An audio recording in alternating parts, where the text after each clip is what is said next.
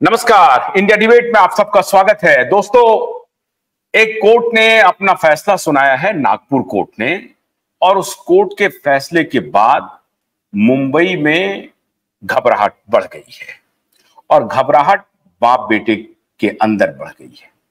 और सिर्फ बाप बेटे में ही नहीं, मुंबई की पूरी चौकड़ी में बढ़ गई है कि अगर ऐसा फैसला, जहां नागपुर कोर्ट ने जिस तरह का फैसला किया है, अगर इस तरह का फैसला किसी और कोर्ट ने कर दिया तो हाई कोर्ट को जो हम मैनेज कर रहे हैं, सुप्रीम कोर्ट को जो हम मैनेज कर रहे हैं, वो मैनेज कैसे होगा?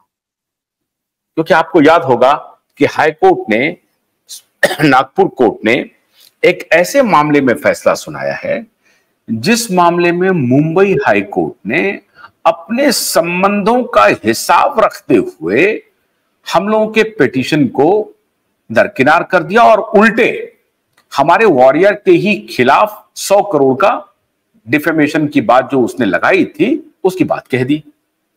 लेकिन अब बाजी उलट गई है।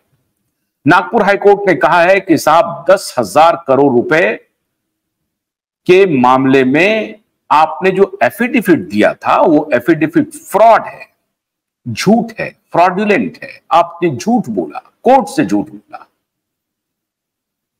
अब इस आदेश के बाद कैविएट भी फाइल हो गया कि हाईकोर्ट से कोई ऑर्डर न ले ले इसके खिलाफ, पूनावाला एंड गैंग, तो उसके लिए कैविएट भी फाइल हो गया।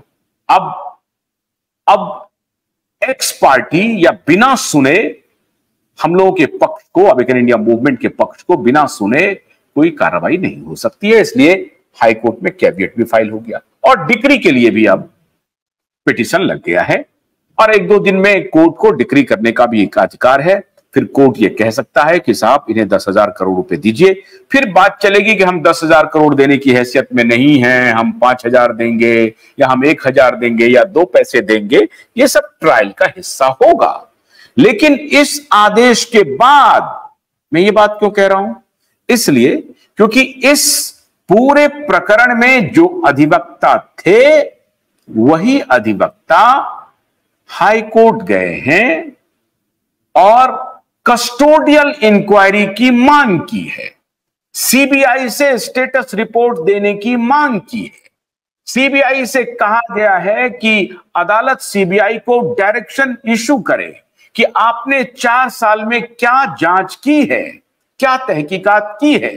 अदालत से यह भी रिक्वेस्ट किया गया है कि मुंबई पुलिस एफआईआर फाइल करे। एसआईटी जो गठित हुई है वो जांच के पहले एफआईआर फाइल करे। एफआईआर मुंबई पुलिस नहीं कर रही है, एसआईटी नहीं कर रही है। मिली भगत है बेईमानों की, भ्रष्टाचारी नेताओं की संपूर्ण मिली भगत है। भारतीय जनता पार्टी की मिली भगत है, कांग्रेस पार्टी की मिली भगत है, एनसीपी की मिली भगत है और उद्धव तो इसमें सांगोपांग हैं शामिल। ये सभी राजनीतिक पार्टियां मिल करके एफआईआर दर्ज नहीं होने दे रही है। ये मैं क्यों कह रहा हूं? जिस पार्टी की सरकार है महाराष्ट्र में, उसी पार्टी की सरकार है केंद्र में। सीबीआई इनकी, एसआईटी इनकी, मुंबई पुलिस इनकी। अब आप आरोप किस पर लगाएंगे? फिर कांग्रेस पार्टी, एनसीपी पर तो बाद में बात आती है। विपक्ष में ये दोनों पार्टी है बैठी हुई। ये और बात है कि इनके साथ साठगांठ करके ये खेल चल रहा है, लेकिन सीधा आरोप भारतीय जनता पार्टी की सरकार पर है। भारतीय जनता पार्टी की सरकार बेईमानी की पराकाष्ठा क्रॉस कर रही है, भ्रष्टाचार की पराकाष्ठा, भ्रष्टाचार के कीर्तिमान स्थापित कर रही है। और हम लोगों के लगातार दबाव के बाद भी गृह मंत्रालय एक्टिव नहीं है, बाद भी सीबीआई एक्टिव नहीं है, बाद भी एसआईटी एक्टिव नहीं है। क्या माना जाए? क्या माना जाए? आप दोनों बाप बेटे को बचा रहे और शेयर पॉलिटिकल लाभ के लिए जिस बाप बेटे की कोई औकात अब महाराष्ट्र में नहीं है, आप उस बाप बेटे को लीज ऑफ लाइफ दे रहे हैं, आप उनको जीवन दान दे रहे हैं, आप उनको पॉलिटिकल जीवन दान भी दे रहे हैं। यह क्या माना जाएगा? ये वही माना जाएगा कि आप भ्रष्टाचार कर रहे हैं, आप पुलिस को मैनेज कर रहे हैं, आप सीबीआई को मैनेज कर रहे हैं और आप इस पूरे प्रकरण को स्लो डेथ देना चाहते हैं। हम लेकिन स्लो डेथ होने नहीं देंगे। दुनिया की कोई शक्ति आ जाए तो हम इस मुद्दे से नहीं हटेंगे। दो चार दिन गैप के बाद आप देख रहे हैं मैं लगातार इस मुद्दे पर लौट आता हूं और आपके साथ मुखातिब होता हूं। लेकिन अभी मैं जो आपके पास एक अपडेट लेकर आया हूं, वो अपडेट क्या है?